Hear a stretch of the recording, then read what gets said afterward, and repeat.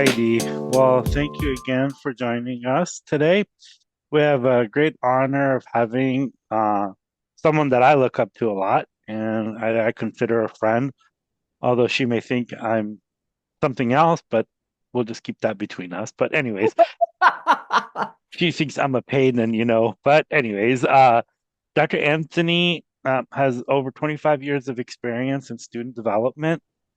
She is the director of the undergraduate pathway program for the Office of Diversity in Medical Education at the Stanford University School of Medicine, and she has contributed to community college students' entry into health professions by operating by federally operated program of Health Career Opportunities Program, commonly known as HCOP, and presenting community college pathways into medicine at the panels for the AAMC, and also has ran multiple programs for summer programs, leadership programs, and also she is part of the California Health Professions Consortium and also the California Medicine Scholars Program, focusing for community college to medical school pathways. She has worked closely with the Stanford Medical Doctorate Admission Program in outreach and recruitment at numerous events, including the AAMC, and for 12 years as a medical school interviewer and rater for the MD Admissions, and the subcommittee chair for 6 years. She also is part of this team that has worked on a mini grant for Community Health Equity Conference, educational sessions, and internship for community college students in San Francisco, San Mateo, and Alameda County. So thank you for joining us again. Great honor to have you. Of course. Great honor to be here. Let's see here. I don't know if you all really appreciate the amount of work and effort that Jubin continues to put into PreMeds CC and how very special it is. I do consider him to be a very good friend and colleague, but I also consider him to be a subject matter expert in the field of pathway development for people who are headed to medical school.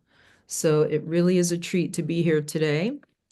I'm stalling a little bit so I can figure out where I'm going to send my presentation, because I have multiple screens going on here. So 1 second. One of the key part of this is you guys ask questions, so put them in the Q&A section, and we'll try to get Dr. Anthony to answer every single one of them. And if I know a link of something, I'll put it in there. But yes, I would much rather this be interactive. I don't have a ton of slides for all of you because I do want to have a chance to get to know all of you, okay? All right. Oops, it's just not cooperating. Can you see that, Jubin?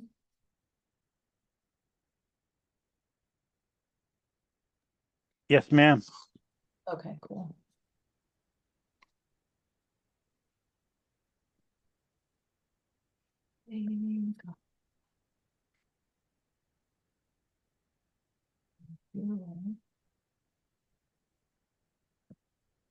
Okay, friends, here we go. Is that a full screen for you?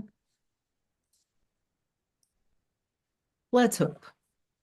So I'm going to give a little background about who we are and where we come from. So our office is situated in the School of Medicine. This is some iteration of our mission. I don't believe there's been much change to it, at least as far as I know.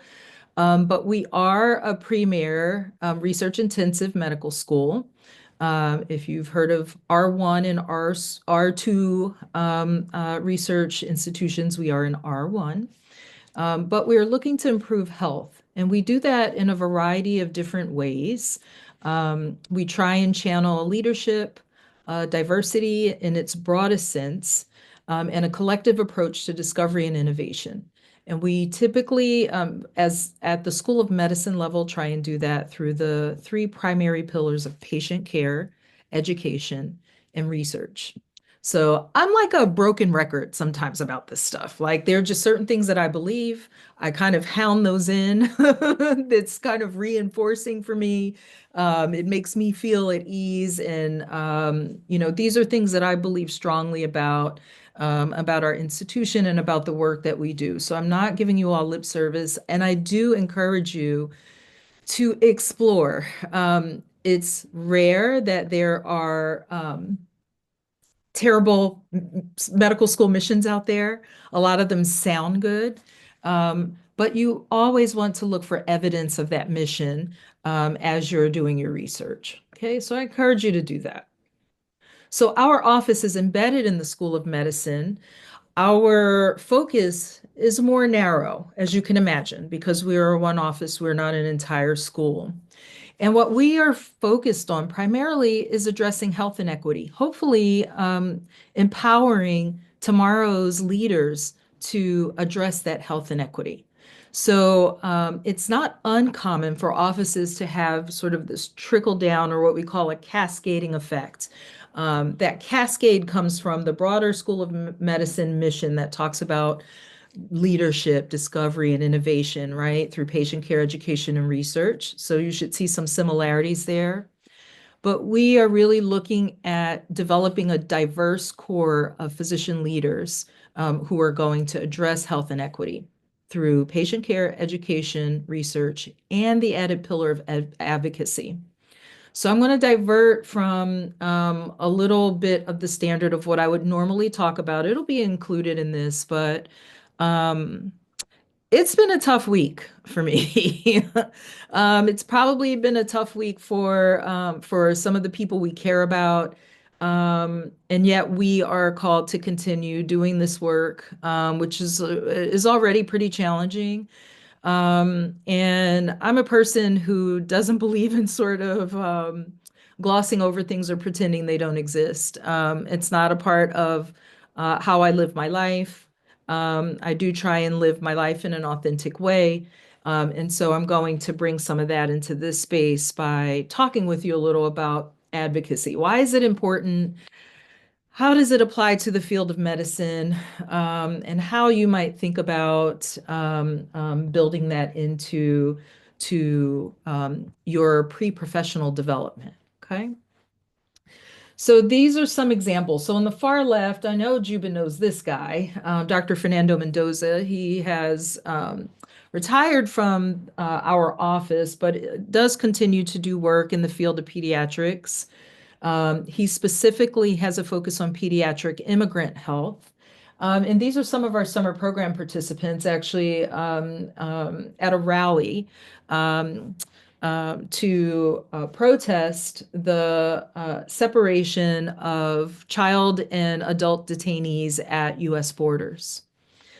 There's a long history for physicians and other health professionals in how they show up as advocates and activists. Um, some of you may have heard of, hopefully all of you at this point have heard of the Nuremberg medical trial. There actually were 23 defendants who were respected medical scientists and physicians who were charged with the torture and murder of people in concentration camps. If you fast forward to nuclear nonproliferation, many of you are probably too young to remember this. Maybe even Jubin's too young to remember this. But there used to be this nuclear arms race. The US was building these nuclear bombs and building and building. Other countries then followed suit, and it became this sort of resource-driven race to figure out who had the most power by having this nuclear backing. And physicians did an interesting thing. They actually came together, and there are a couple different organizations that escape me because it's 8 o'clock my time right now. But they actually played an important role in nuclear nonproliferation by coming together as a unified voice and saying that there is no medical response to an act of nuclear war. That means no one is safe, no one can be protected, and there is no medicine to heal the tremendous harm that would be caused if there were a nuclear attack. So that was actually at the very beginning, um, um, um, what one of the many things that prompted nuclear non-proliferation. Um, on top of that, the issue of nuclear military capacity quickly became recognized as a public health issue. So for those of you who aren't comfortable sort of thinking, well, I'm going to be a doctor, I'm not going to be a public health professional, there are many elements of public health, and I think that's well evidenced in the combination of MD and PhD degrees that we see folks pursuing. There are other combination degrees that you can pursue, but for many years, I think that's been the most popular combination degree. If you recall the hashtag stay in your lane and hashtag this is my lane, activists and advocacy efforts primarily on social media, where the NRA was talking to sort of trying to clap at a physician about staying in his lane and not speaking on gun violence. And that physician happened to be a victim of gun violence at 17. And there was a huge influx of images and experiences that physicians were sharing to talk about gun violence specifically as a public health issue. So those are some of the things that we've seen in the past. And of course, if we fast forward to this week, I'm not going to tear up, but there are lots of things happening that are impacting us. And hopefully, in the time that I've been talking about this, you've had a chance to see and read some of the examples that I provided. Um, but everything about the work that we do as people who are committed to improving the health of our country, of our communities, of our families, is under attack right now. There's some serious concerns. So, what does this have to do with you? At a very personal level, there may be some decisions that impact you. Um, there may be some decisions that impact your family or loved ones. There may be some decisions that impact the people who will ultimately be your patients. Um, the really big issue right now that concerns me is that many of our federal health agencies, Department of Health and Human Services, who funds many different programs that provide scholarships for people who are economically disadvantaged, who come from first-gen low-income backgrounds, who had a commitment to righting some of the historical wrongs that were enacted upon specific racial, ethnic, and cultural groups in this country, are now being told that they're not allowed to produce any content until further notice without approval from our executive branch. So I wanted to share this with you if you, like me, are having concerns and struggling to think about what you can do and how you can make an impact. I don't know if any of you are planning to attend our SUMA conference. I will also be doing a session on advocacy there. Um, but these are some of the things that are tried and true. And, I would encourage you to keep abreast by visiting the American Civil Liberties Union to get more information and just to stay up to date. So some things you can do. Learn about the issues. Learn about the people and policies that are shaping our lives and the lives of our neighbors and your future patients. You can start tracking things like the bills, state court cases, proposed laws, things that will impact our rights and the rights of our neighbors and our neighbors across the country. The important thing is that we have to be able to act and intervene before bills become law. That's one of the really big ones. A lot of Supreme Court cases that are decided actually start by being passed in state legislatures. So you have a little bit of easy work to just sort of monitor what's happening in your state and what's monitoring in other surrounding states. Organizing to protect your rights. So this doesn't necessarily mean protesting. It doesn't mean going out necessarily at the front lines. You can offer educational sessions. Physicians and health professionals need to be educators, especially in this climate where we're not sure, we have government offices who have historically offered and collected um, compelling data that justifies how we spend a portion of our, very small portion actually, of our national budget to support communities and populations that need it most.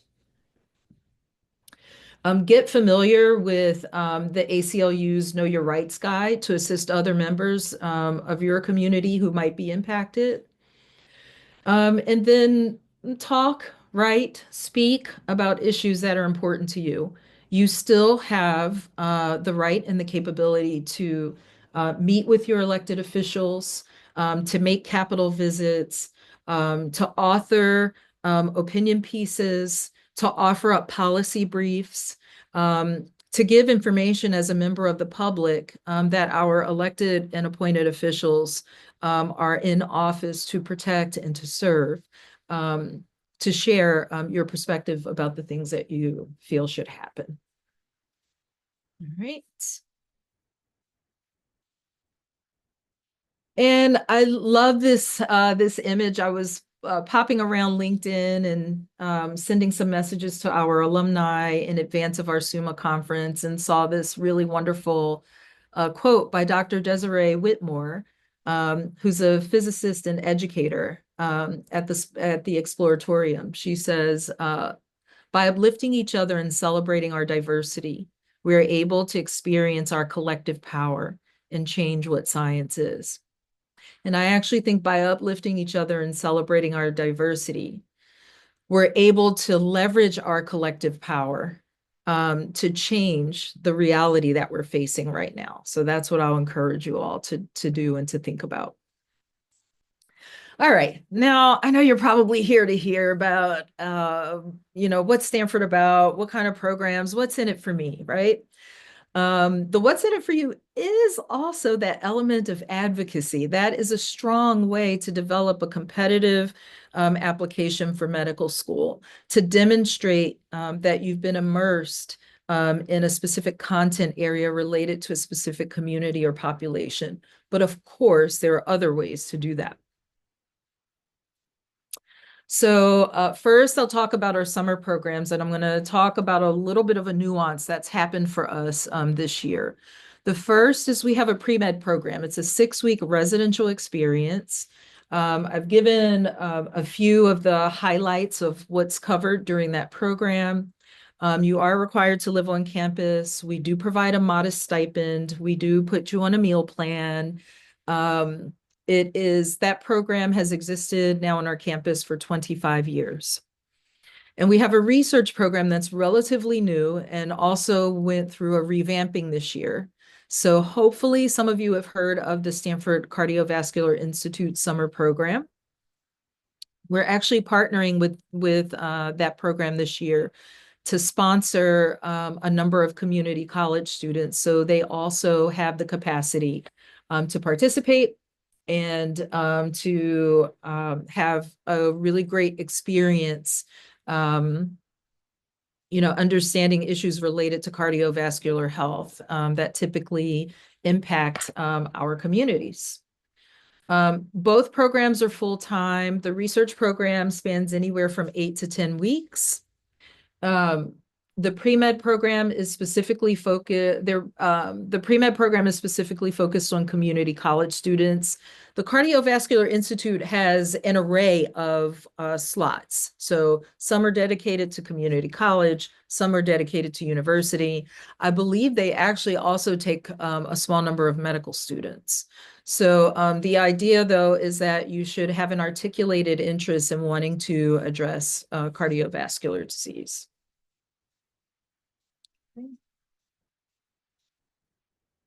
Let's see.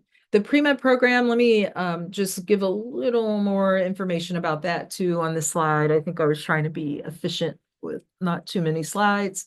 Um, in addition to these experiences that you see here, we focus on interpersonal skills. There are some clinical skills rotations.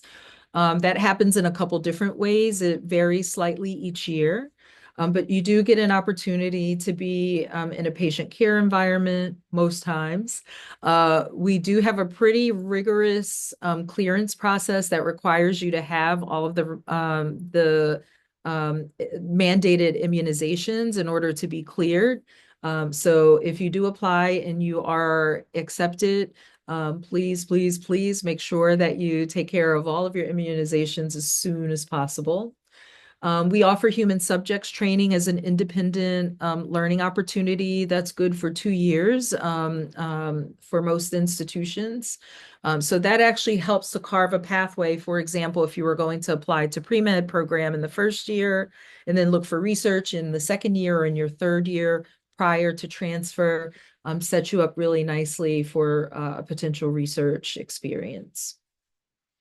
What I'll say about the sort of capstone elements of the pre-med program, the research program is pretty straightforward. You are conducting research, whether it's basic, behavioral, or other. Generally, at the end, there is a research symposium. For the pre-med program, it's a lot more collaborative. You are block scheduled. Everyone's moving around in the same courses and the same experiences during the day. Most of the capstones are a molecular cell bio final. You have a capstone health disparities research project. Again, our office is focused on health equity. We also, though, have leadership, activism, and advocacy, where you are working in small groups to do specific awareness campaigns, to think about leadership challenges in medicine, to be able to communicate and describe those as well. Okay. And let's see, why aren't we advancing? All right. We also, during the academic year, offer a leadership program called LEAP. This is a project-based experience. So you apply in September, between August and September. You start in October, more or less, wrap up end of May, beginning of June. You typically present a poster of your work. This is designed for folks who really have a strong interest in the community health element. I think I have another slide that talks about the project, so I won't do that just yet. And then we have pathways talks during the year. Not as many, not nearly as many as pre-med CC, only a few here and there. And that's actually a little bit of what we do for professional development and exposure for many of our alumni. So that as they're moving along in their career path, they get an opportunity to come back and give back. So I did mention the SUMA conference. That's actually going to be on Saturday, February 8th. Sorry about the overlap there. Yeah, it's on your screen too. So this is a one-day event. Jubin, have you ever been? I don't know if he's ever been. Yeah, you've been to a SUMA. I'm not allowed to go. Yes, I've been. So it's a one-day experience for those of you maybe who attended the UC Davis pre-health conference, which used to be called something else. And I usually like to pay homage to that because it started out at American River College. It's similar to Davis with regard to the idea that you will get these sessions, but many of them are focused exclusively on Stanford. So unlike other schools where you can go and, possibly do a tour and take advantage of things, there's really no mechanism for that at Stanford anymore. So we try and create one full day where you get all of the wonderful experiences and opportunities to understand what it's like to be a medical student at Stanford, how to write a compelling personal statement for medical school, tips, tricks, strategies to make you the most competitive that you can when you are ready to apply to med school. Okay. In the LEAP program, these are two examples of posters that our LEAP participants put together. We typically have a capstone poster presentation to describe the projects that the students were engaged in. The top one, which one is that? Oh, Be More Than Your Sport. So Michaela, she may have already presented to all of you, I'm not sure. Michaela Murray was a Division I athlete, also a community college student. And for her LEAP project, she went back to her high school and hosted at her community college at San Joaquin Delta College an event for scholar athletes to talk about the importance of leaning into your scholarly identity as well as your athletic identity. The bottom was focused on, I believe, cardiovascular disease, if I'm correct, in the South Asian community in the San Joaquin County. So a lot of the projects that our LEAP students do wind up focusing on either health awareness, some kind of advocacy, education, health promotion, and the requirement is that it is community located and that you are partnered with a community organization to enact that project. The other thing I should mention is that I sort of breezed over this a little, but our LEAP participants do author opinion pieces. They're required to make a legislative visit. This isn't something that's new or in vogue because of our current national status. I think this was instituted the second year that I created this program, and mostly because our students were encountering some barriers to actually getting their projects off the ground.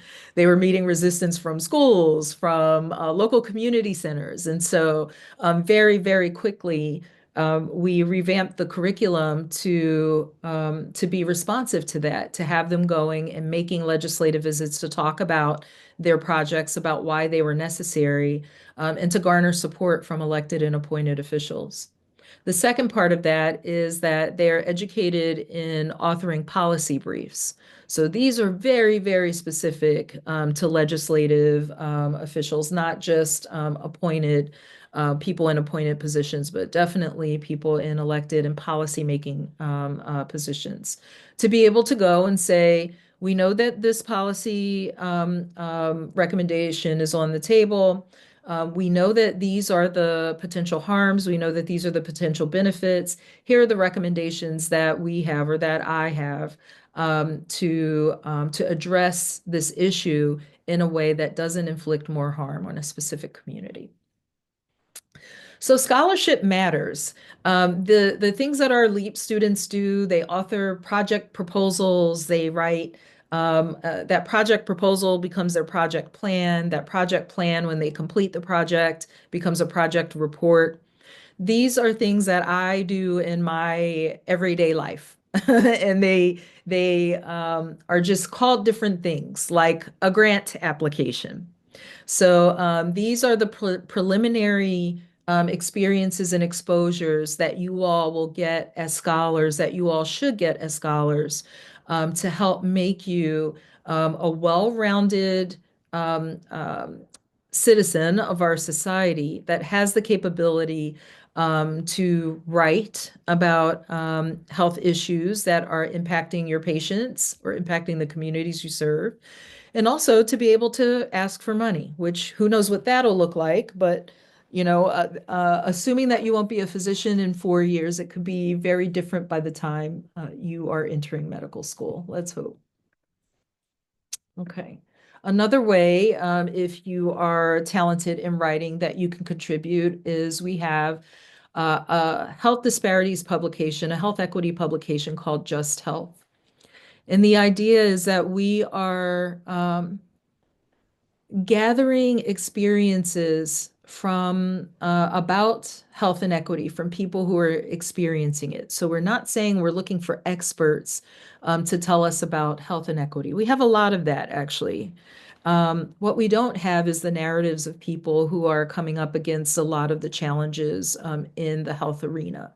So, if you want to channel your writing skills, it's a great pathway to get into writing and to share um, interviews or art or prose or your formal research if you've been engaged in that in order to raise awareness specifically about health equity issues through some of those narratives.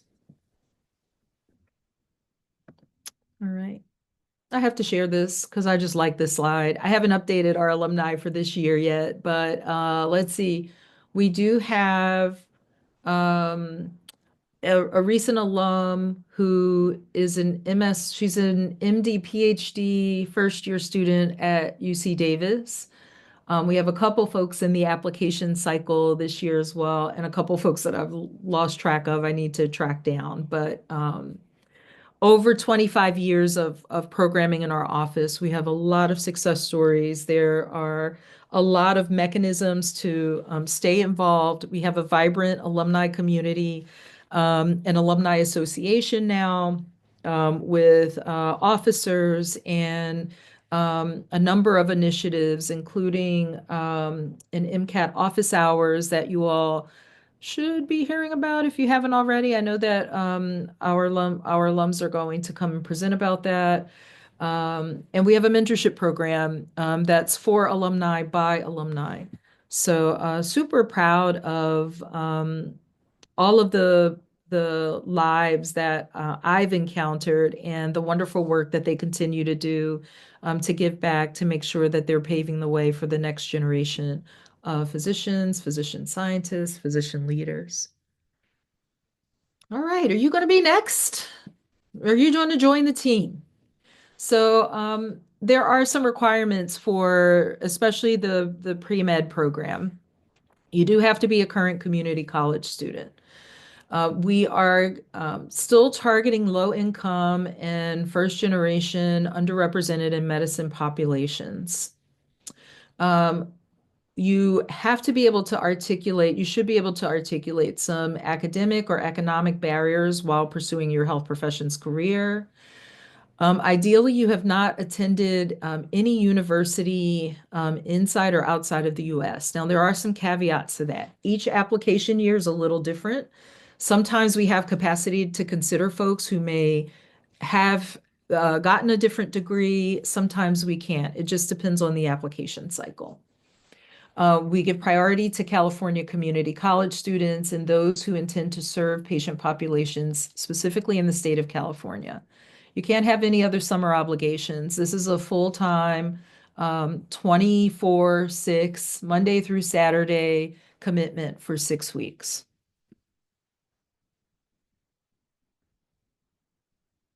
All right, we talked about most of these things. The only thing that I'll emphasize here is if you plan to apply, please, and thank you, look at the proof of vaccinations required in advance. That way, you can start gathering that yellow card if you have it. I don't know where mine is at this point. Luckily, I have most of my stuff in my Kaiser account still.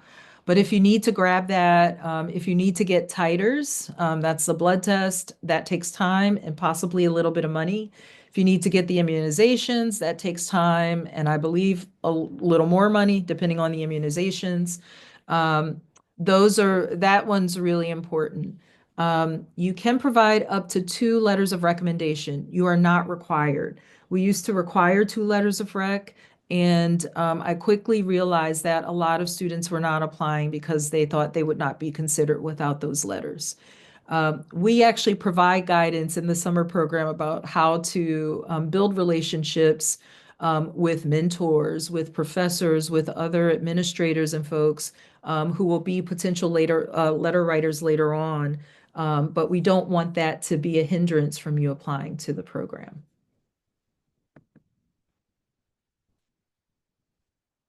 And this is, these are some examples of the things that we do. I used to do like a holiday gathering in December. It's a little difficult for me being in New Jersey most of the time. Um, But you do get to get really plugged into the network, and you can plug in as much as you are able outside of your formal coursework. But these are some of the opportunities that our participants get to enjoy. Our alumni development days are still going. We have our alumni homecoming always now, the day before the SUMA conference.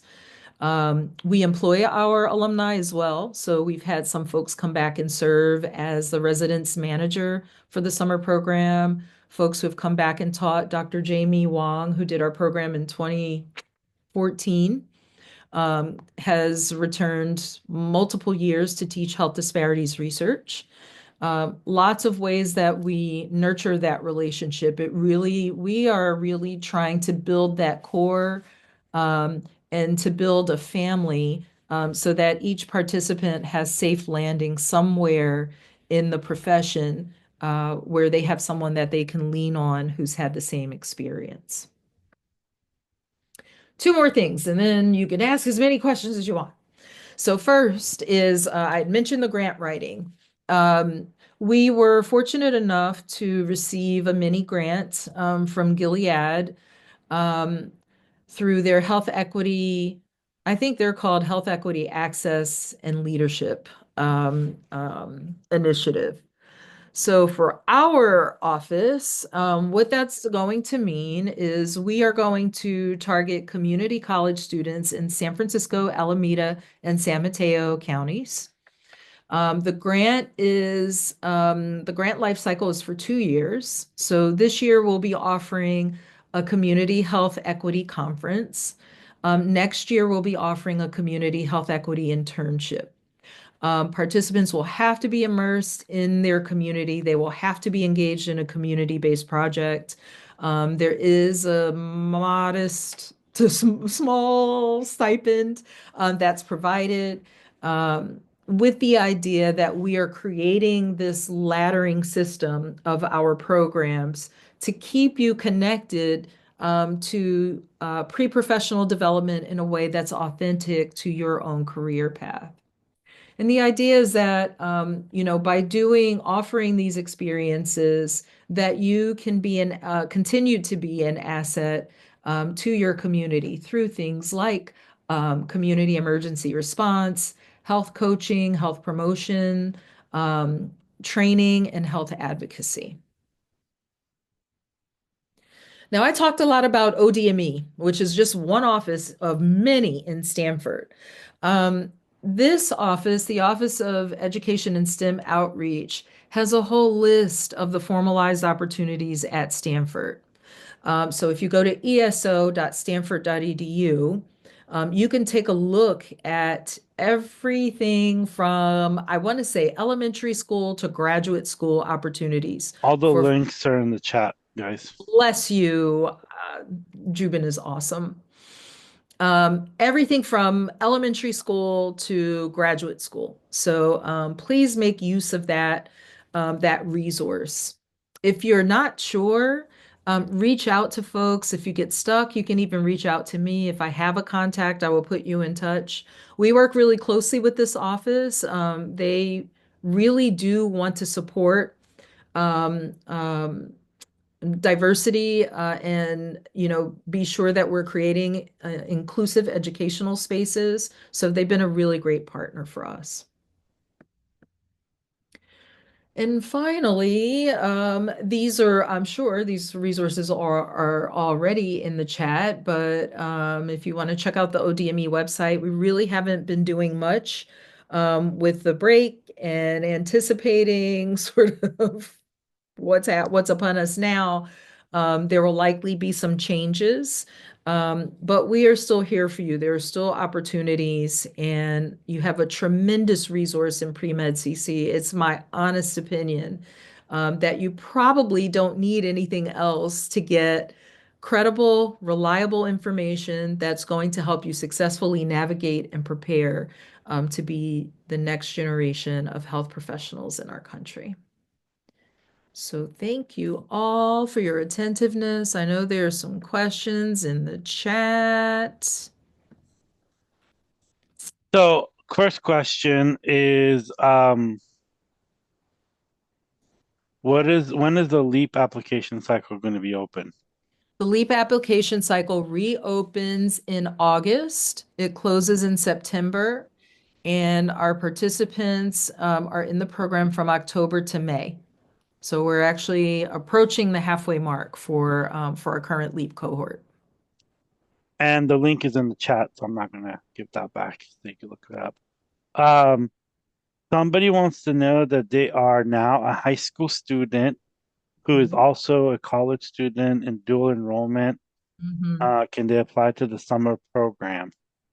Not for our program, unless you happen to be 18 years old or over, because we are not a youth program, and there is a distinction on the Stanford campus. But our office also offers a program called the Stanford Medical Youth Science Program. So 25 years seems like a long time. I'm much older than 25 years, and the SMYSP. 26. Yeah, I'm older, but not by much. You're SMY 26. again and again and again. The SMYSP program's been around for, I believe, 35 years. So that is the model upon which that is a nationally recognized um, um, program, award-winning program. So please, please do apply.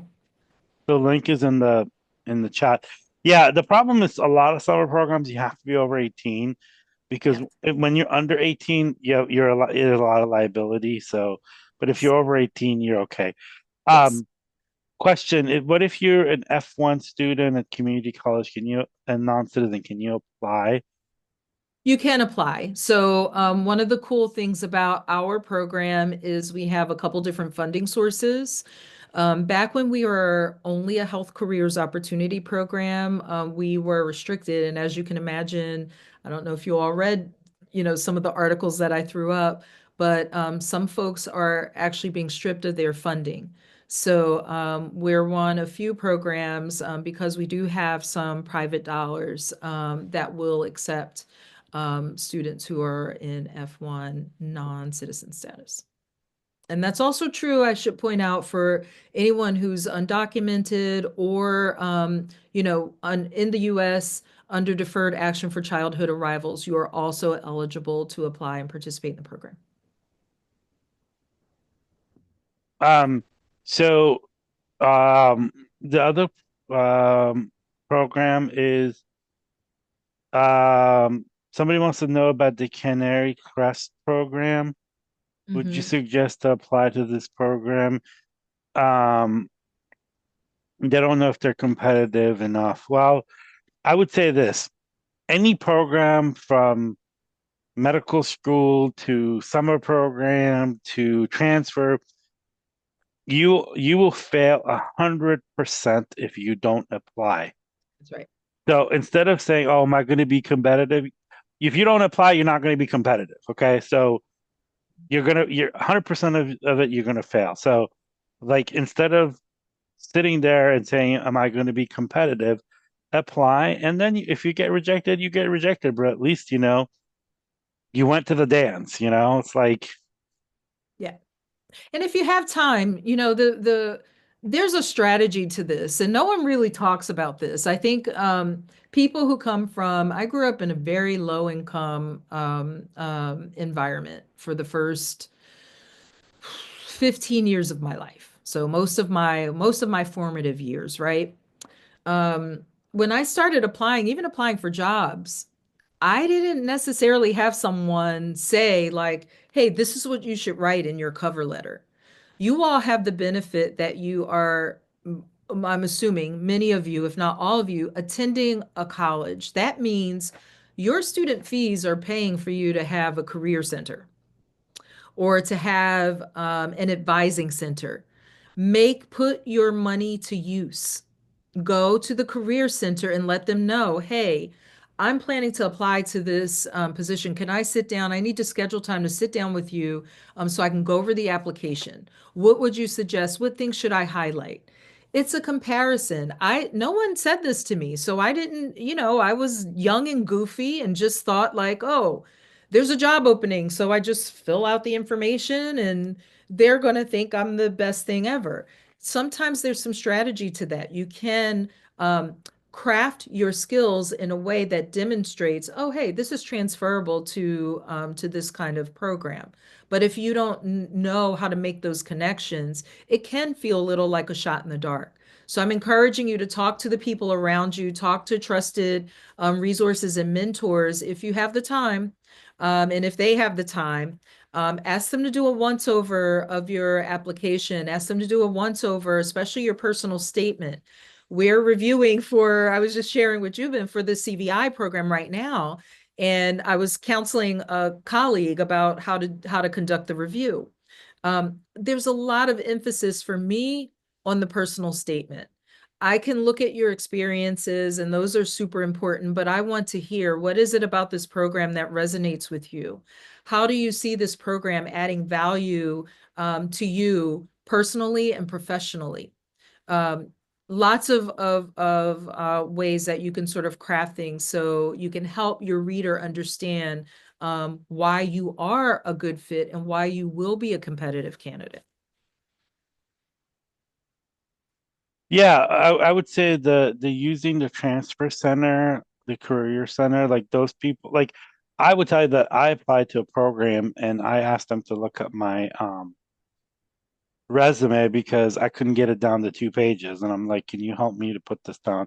Because my resume is like 5 pages long because, I'm Mhm. old, but I've done a lot of things. And so I just asked them, like, this is what I'm applying to. What do you think? And then they gave me a suggestion. Plus, the other thing is like when I write something, I think I'm Ernest Hemingway and a great writer. But then when somebody else reads it, they give you back feedback and you're like, well, wait a minute, I'm not that good of a writer, I guess. So having them look at it, and this is their job to help you with that. But again, like don't ask. I would say if you ever ask if you're going to be competitive for an application, like that's don't lose the battle from there. Let them reject you, Yes, because you don't reject yourself. Um, So yeah, so don't let them reject yourself. Somebody is asking, Sumo conference is sold out. it What can is. they do? I don't believe they're going to go to a wait list this year because they've oversold intentionally. Um, so I would say attend next year. And if you're a community college student, you have time, okay? Typically, SUMA registration opens around November, around mid-November. So start looking at the website, put it on the radar now. The other thing that you can do, check with your if you have a Mesa, well, all of the community colleges have a Mesa Center now, right? Is that true? In So California, yes. yeah. So check with your Mesa Center. A lot of the Mesa Centers, specifically at the community college, are sponsoring buses or they've purchased a whole block of tickets. This is why we oversell. They purchase a whole block of tickets thinking they're going to fill all the seats. Sometimes they don't. So check with your Mesa Center, check with your transfer center, check with other community colleges that are commutable to you as well. A lot of them are purchasing tickets specifically. Some do busing and get their students to the conference all at once. That's what I would recommend. I could tell you that my community college Mesa program got a bunch of tickets and they can't fill them all. So, uh, you know, hit them up. Like, and I think what they're doing also, and I suggested it to someone, Mhm. is some Mesa programs were very enthusiastically got more tickets than they needed. So they're exchanging them through Mesa programs. So Nice. let's say if you're going to, I don't know, College of San Mateo and they don't have any spots, but College of, I don't know, XYZ Mm. is like 100 miles away and they got 10 tickets and only 5 students could show up, they're exchanging them through that way because the Mhm. funding comes through. So, anyways, back to your Mesa director. Um, Yeah. and no, I don't have any pull on Suma, so I can't really do anything. Sorry. Yeah. There's Uh, no pull. I'm literally in the office that operates Suma. yeah, And I don't have any pull. yeah, what you could do is, do an 11th hour check-in. You could always, hit up our email. I wouldn't hit up the SUMA email just in case, but it would literally have to be 11th hour, so you should be close within commutable distance. We did that 1 year and I was like, are you doing it or not? Like literally the night before, they had some cancellations, but other than that, and like I said, they sort of learned from that experience and over enrolled specifically to make it meet capacity. Okay, what else? Um, Somebody wants to know what are the dates for the summer program? Here's Ju- for your program. June 23rd is move in if that's the Sunday. And last day is August 2nd, that Saturday.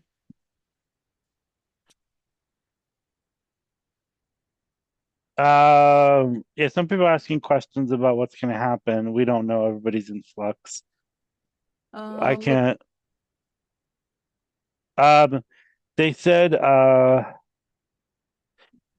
some students. This person's asking that a lot of these programs are asking you to be on campus mhm. 6 days a week. And what if you have children? How do you participate in these programs? I would suggest selecting a different program. And I'll tell you, some programs have that flexibility. Here's the deal. It's super expensive to pay for someone to be on campus if they can't be on campus 100%. And the reality is, there are likely other programs that you can participate in that don't have that intensive requirement. But you are required to live on campus to be there overnight. I think if your kids are small and you have like, and this has certainly happened in the past, like you have a great family support system, uh you've worked it out with your family and like going home possibly on Saturday night, some weeks maybe Friday, and coming back on Sunday is going to be okay, but for most folks that's not going to be ideal. So find another opportunity that's better suited so you don't have to feel like you're being torn between two things. Yeah, and some programs are non-residential that Mhm, you could, like, if you're close enough and you could do it. mhm, And a couple of the programs at UCSF, there's a Puma program that is at Gladstone that is non-residential. That means you have to live at home, mhm. come there and go back and forth. And so that's a good one. Yeah, Um, CVI as well. CVI has the option for you not to live on campus if you're yeah, local.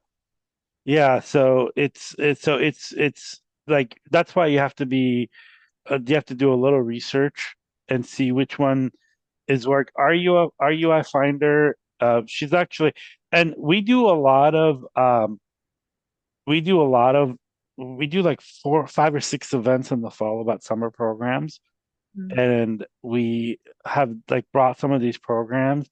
And RU Finder, the lady who started it, she used to be a former Mesa director, so hint hint. But she started this website and they've listed a lot of programs that you could look at. And there's a lot of programs, but yeah, I think the challenge is if you have children, you're going to have to be a little savvy and look at programs. And then the one that I was telling you about is the application hasn't opened yet, and I think they're going to come and do a talk here. Nice. I don't know what this Tatiana where you're located at, but um um but I know that there's a bunch of them. There's one down in LA. The Ultimed one is non-residential, so there is, there is. I wish there was 100,000 more programs, but there are programs that you could, you know, work around your way. Gosh, why can't I not find the summer program at Gladstone? When I find it, I will put this Puma Yeah, Pumas, right? There's an S at the end. Pumas, yeah. Yeah. Summer graduate. So let's see, someone's asking, typically do personal statements for these applications require more narrative writing skills or should it be more professionally structured? You don't want to structure it so professionally that there's no, the idea of a personal statement is that it is personal. So you want to blend the personal elements of your lived experience to be able to describe your interests. And of course, a lot of this depends on the prompt that you're responding to. If someone says, I think our program is pretty explicit about what we're looking for. Tell us why you're interested in the program. Tell us your experience with health disparities, health inequity. Tell us about your cultural upbringing and background. Those prompts, I think, are specific enough to give you good guidance about how you should be structuring them. The open-ended questions are probably a lot more difficult. Prompts are probably a lot more difficult. But really think about, go back to the mission of the program itself. What does it aim to do? Who are they looking to serve? There's always some sort of hint that you can follow, some through line that will help you in crafting your personal statement. Okay. Yes, it is a big practice, and you have to do it. You have to become, and there's people that could help you with that as well. Mhm. Um, they said that does the pre-med summer program with a stipend and all-inclusive meals and housing. Oh, hey, Kite. Let's see. Does it come with a stipend? Yes, it does.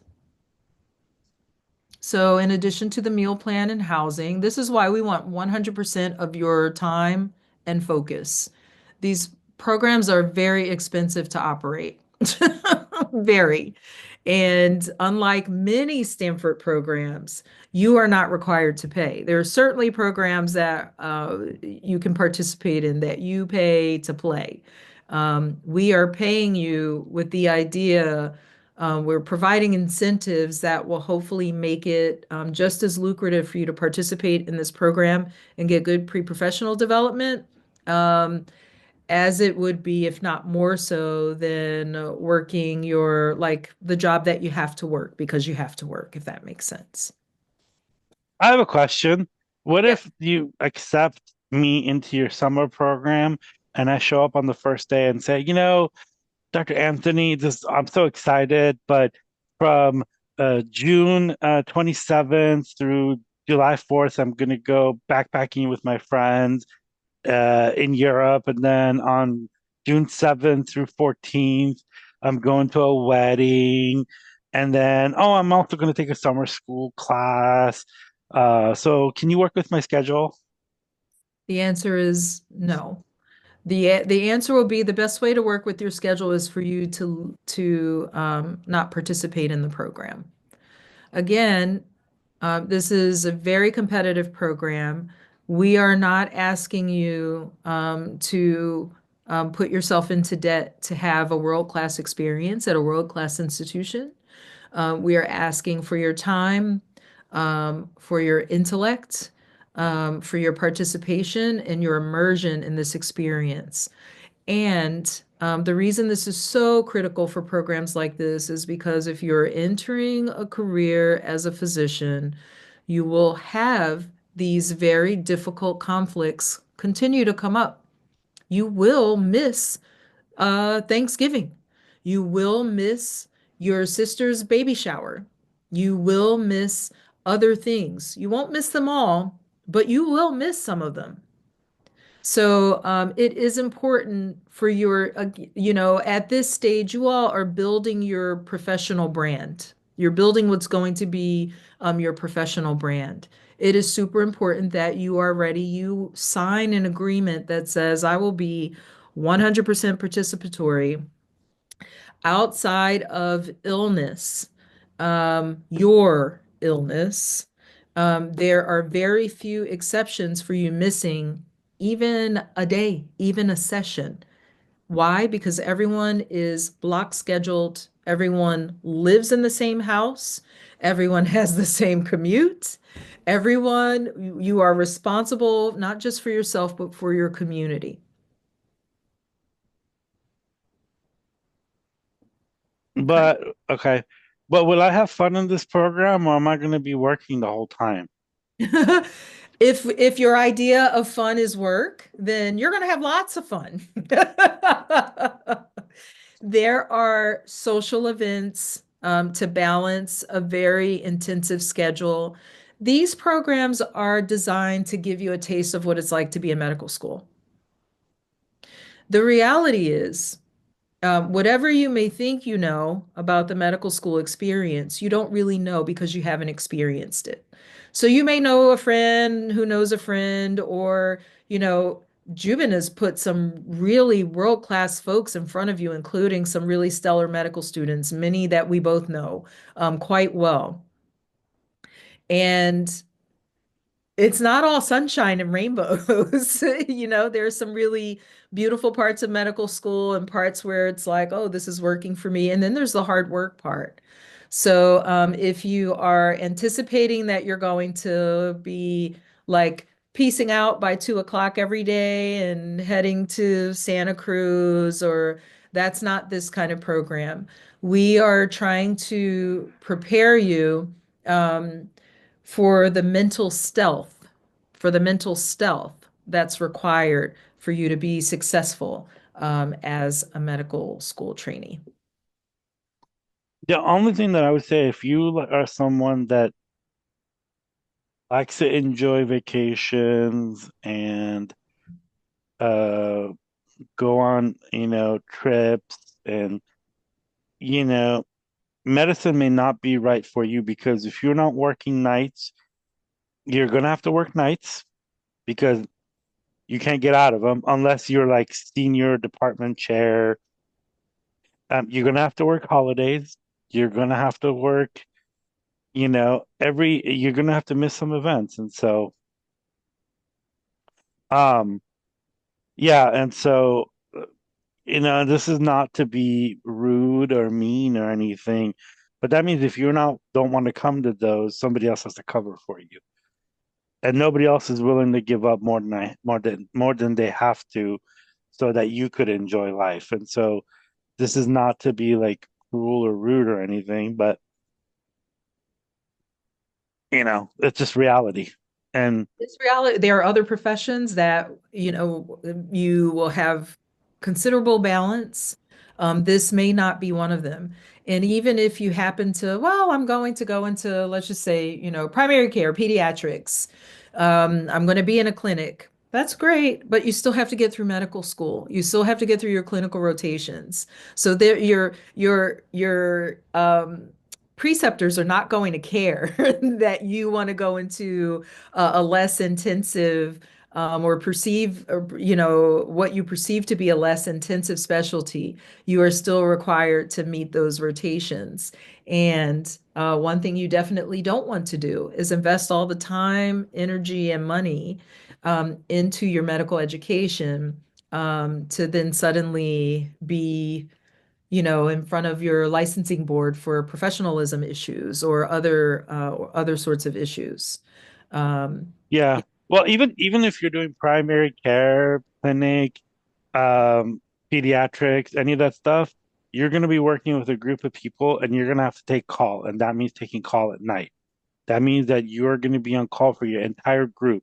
So you have like 10 other people that you're working with.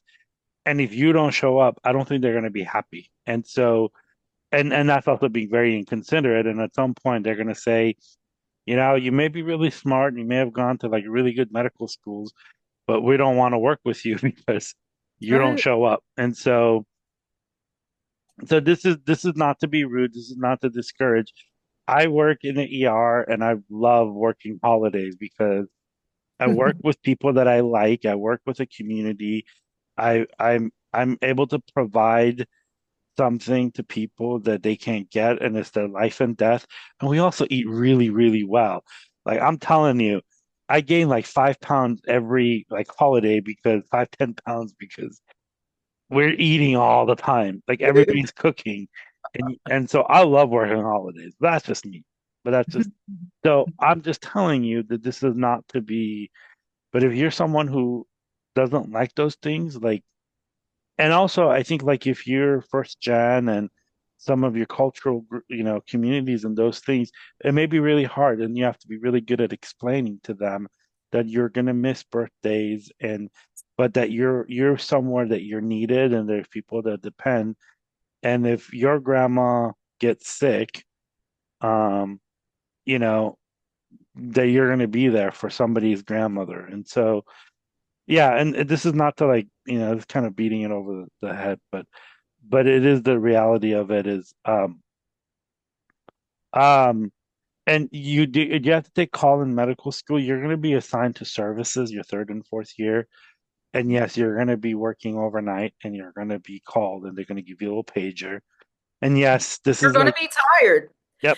You're going to be angry. You're going to be grumpy, but And you're then going you to learn and the then you're program. gonna have to show up the next day and take a test. So, um, you know, and it's just the reality of it, and it's not to be like cruel or mean about it, but that's why a lot of people start as pre-meds and don't end up in medical school. I mean, and that's it's a very hard thing. There, people want to ask, does LEAP require letters of recommendations? Sleep does not. Oh, hey, Christopher. No, it does not. Um, this person wants to know that they're a hard sleeper and they sleep through alarms or calls. And will you get ding? You will absolutely get ding, You will get and removed from the you will program. get written up. And I would say, um, if you are to a point that you're sleeping through alarms, you may have like some sleep apnea or sleep disorder. Talk to a doctor. There's ways around, like there's therapies that you can do. But if you're sleeping through, like I could tell you, like when I have something going on, like I have this anxiety that I can't like sleep and I wake up. Like like I could be really, really tired, but like I sleep through my lunch break. But I could tell you at that hour, I'm waking up because I'm panicked. So, Yes. There's a really wonderful sleep medicine doc. His name is Dr. Rafael Pelayo. I but strongly recommend him. So yeah, there might be something else going on. yeah, yeah. So this is the and and I think you want to find out now and you want to address it because this stuff's not going to go away. Like you gotta what is it? There's a biblical term is, physician heal thyself, but I would say pre-med know thyself because you're gonna have to like these are things that you're gonna have to like know because like somebody's life is in danger. Like if let's say you're on call and you're covering call for I don't know cardiology and grandma comes in and you got to take him to the cath lab and if you slept through or like that should like scare you like as a human being. That should scare you as a human being that God somebody is depending. Somebody wants to know when applying for these summer programs, what is the number one aspect, trait, or things that they're looking for? Fit. And They what don't is fit? want you to, they don't want you that you have won the Nobel Prize that No. you're applying to their program. So So again, I can talk about my programs because I know what my programs are focused on. But when you're looking at programs, they're not asking you questions to trip you up. They're asking you questions to determine what you have that you can contribute possibly to a community of scholars and what the program has that it can provide to help you further along on your journey. So again, if you're looking at the prompts, if you're looking at the questions related to the personal statement, all of those are indicators. Um, for me, again, there isn't one trait. It's not like, oh, this person's eyes are perfectly aligned. They should totally be a part of this program. For our program, because we emphasize health equity, I'm looking for folks who've had the experience, either personally or have observed and can actually describe the experience of inequity, can describe the experience of disparity in some way, shape, or form, ideally related to health, but not exclusively related to health. I think people who can articulate their interest in wanting to address issues around health equity. All of those are things that are, it sounds so simple because I'm telling you this is what we're interested in, right? And then telling you these are the things that I'm looking for. There's no smoke and mirrors with ODME undergraduate pathway programs. We are very articulate about the kind of candidate that we're looking for. We want individuals who are not going to back away from serving the least of us in society, serving vulnerable populations, serving those who have worse health outcomes due to social and structural barriers that have determined poorer health and health outcomes. Somebody wants to know if you have, and I know I can't find it on your website, if you have like a schedule, like a weekly schedule of the program. Let me I see. didn't see it on there. Yeah, I think I took that out of this presentation. I'll give you an overview, okay? There are four anchor courses.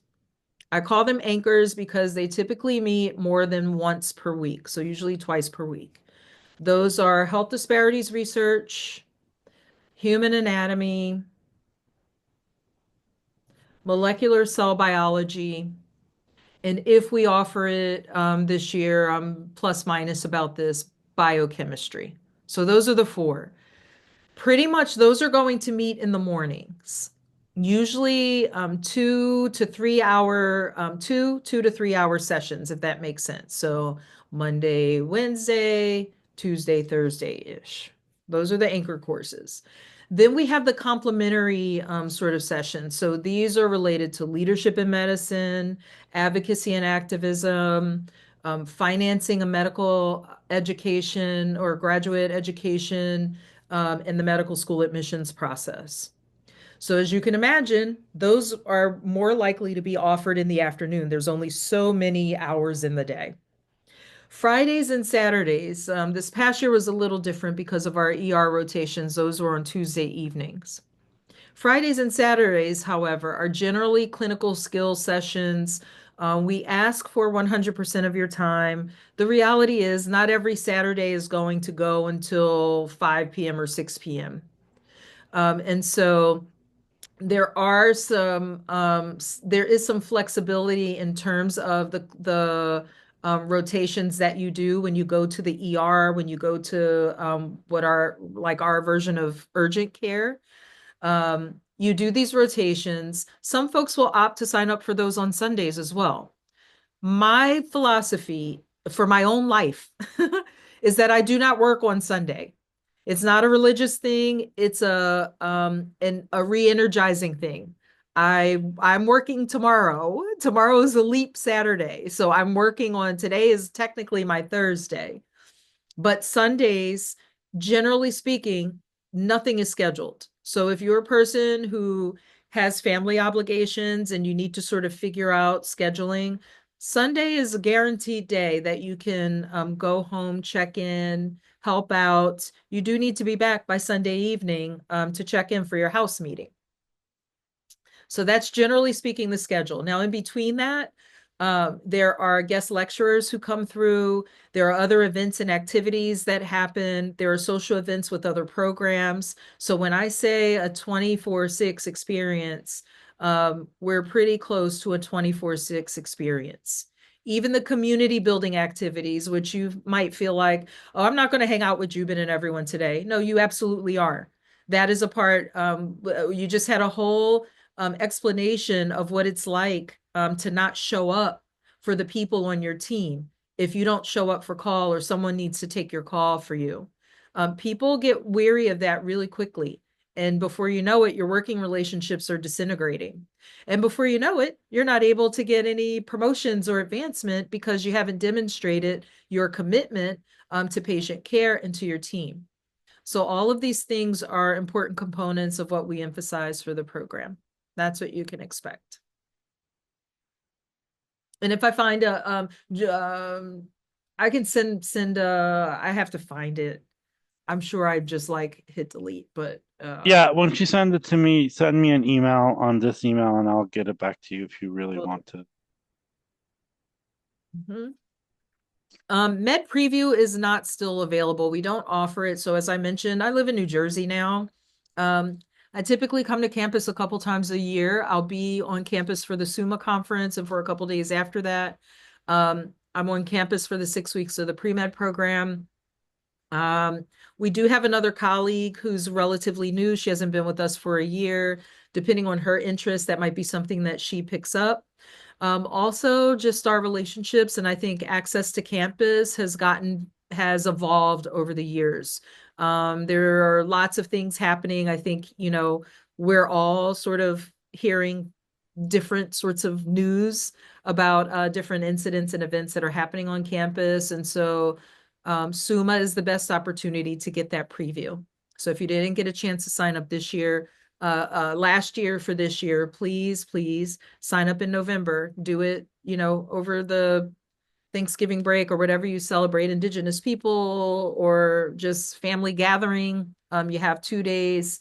Do it over that time so you don't have to worry about it, and then your registration is complete. Um, so this is somebody asking, when is the best time to apply for the summer programs by their deadline? And their deadlines all vary.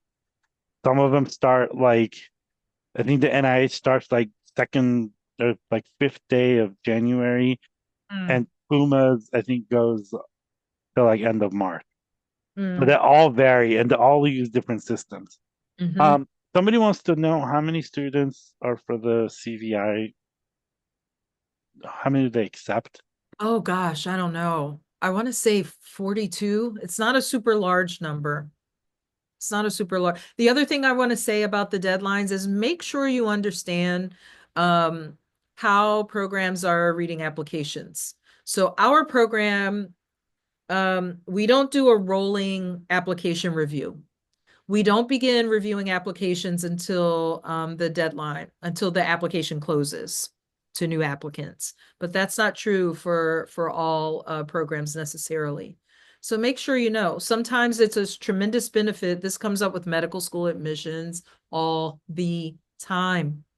Generally speaking, people from low income disadvantaged communities wait and submit their applications late. Do not be that person. You don't have to submit on day one, but please don't reach out, and please don't reach out to Jubin asking for a letter of recommendation for an application cycle in October and you're applying to medical school. You're not setting yourself up for success. Okay. I would just say that there's a saying that I've heard is if you are on time, you're late. If you are late, you're gone. If you're early, you're on time. Early And is on time is late, and late is unacceptable. Yes. and I would say, there's this really cool inventions called your cell phone, and they got these, you spend a lot of money on these, like $1,000 or whatever. There's a really cool app in there called a calendar. Use it. It's free. It's on your phone. It's in your Google account. It's in your Apple account. You all like don't know how to use this thing, and this is like detrimental.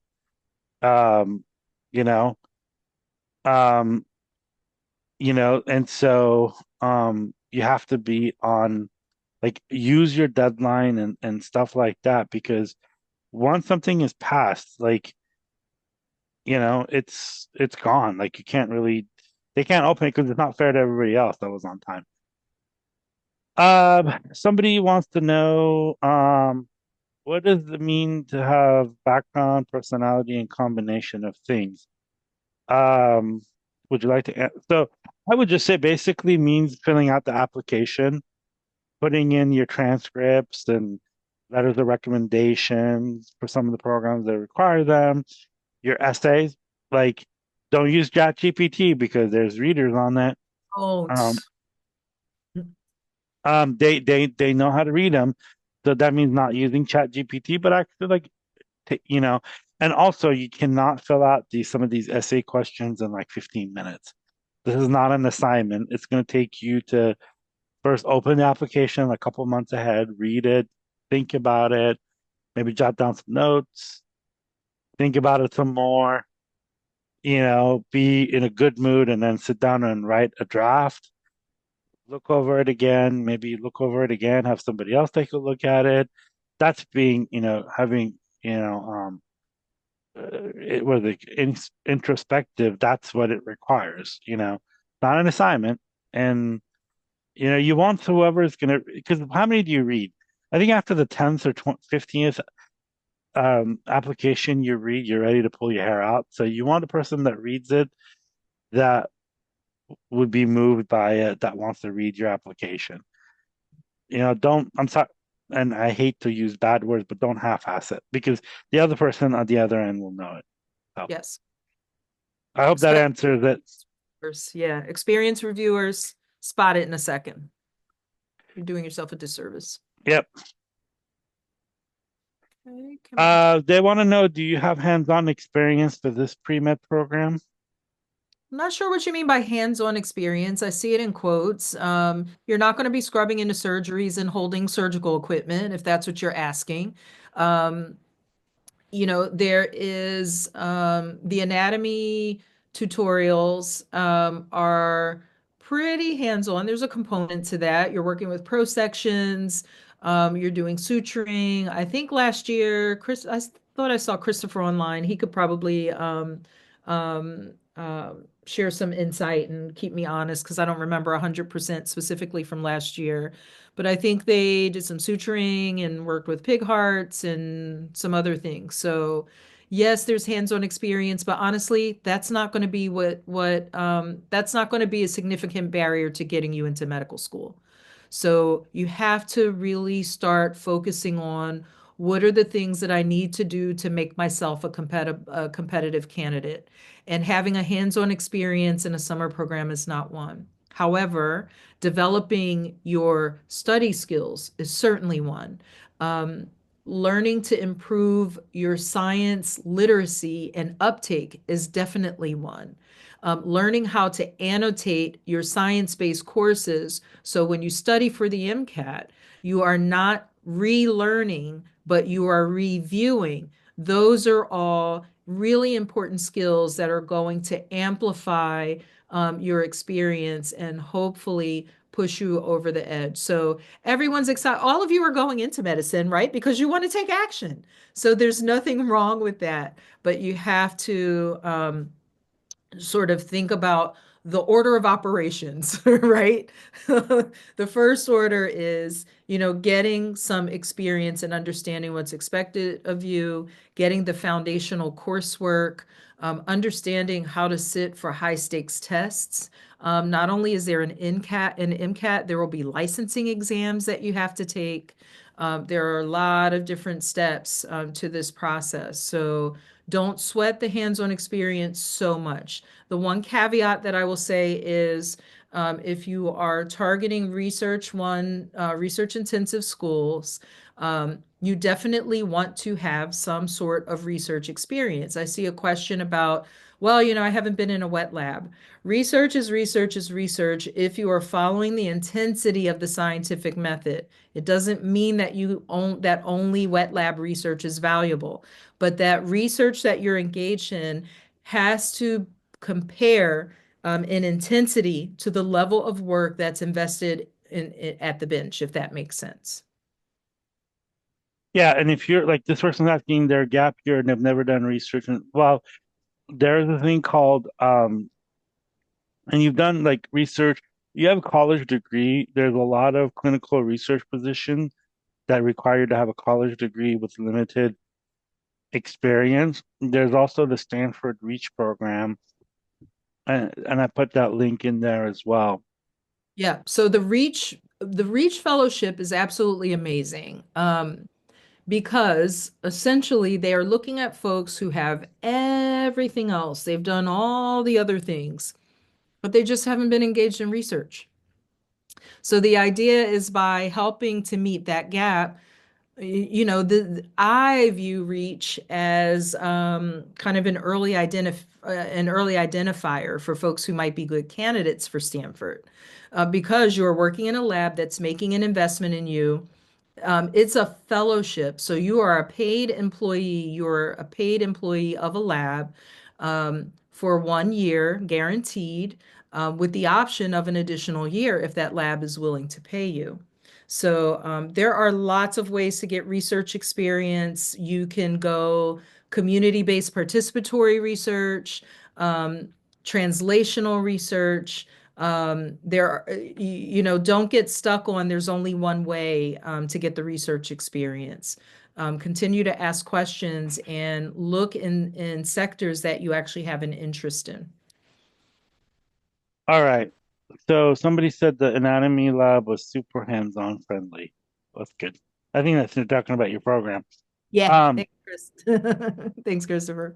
yeah, and somebody's asking what is being on call. On call is basically short answer of it is you have a pager and whenever they call you, you go answer it. And that means you're inside the hospital or you know, within like 10 minutes, you have to respond. So that's what being on call is. Mhm. It's very simple. You get a pager, and most of you don't know what pagers are, but when you go to you'll learn what pagers are. They're antiquated systems that we still use in medicine, but that's a whole other debate. But I think we answered all the questions that people had. Wonderful. Um, I think, well, prereqs for what? For summer programs or prereqs? If you're asking about summer programs, for our program, there is no prereq. So I am of the philosophy that we are a teaching institution and we should be able to meet people where they are. That means that we typically have a mix of people with a range of experiences with regard to some of the science-based coursework that they're taking. I instruct our staff to think about clustering our participants in small pods of learners. They don't necessarily always do this, so Christopher, maybe you did or didn't have that experience, but putting them together. So there's a natural flow of people who have more experience, who can be mentors, who can support the learning of folks who are hearing the content for the first time. For Stanford specifically, there are no prereqs for medical school, but that's not true for all medical schools, at least not yet.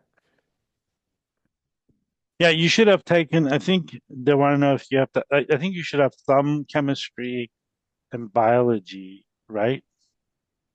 Summer program. It's certainly helpful. It's strongly recommended if you can get it, but it's not a requirement for my program. Now, for other programs, they're definitely going to have prereqs, but we're structured a little differently. Yeah, and a lot of them will put it in their website, and if they don't, I mean, they don't ask Mhm. for it, so that's even better. Yep. All right. Anything else? Anyone else? Anyone? Anyone? All right. So thank you again. If you want to reach me, the email is in the chat. You could email there, and then they'll forward it to me.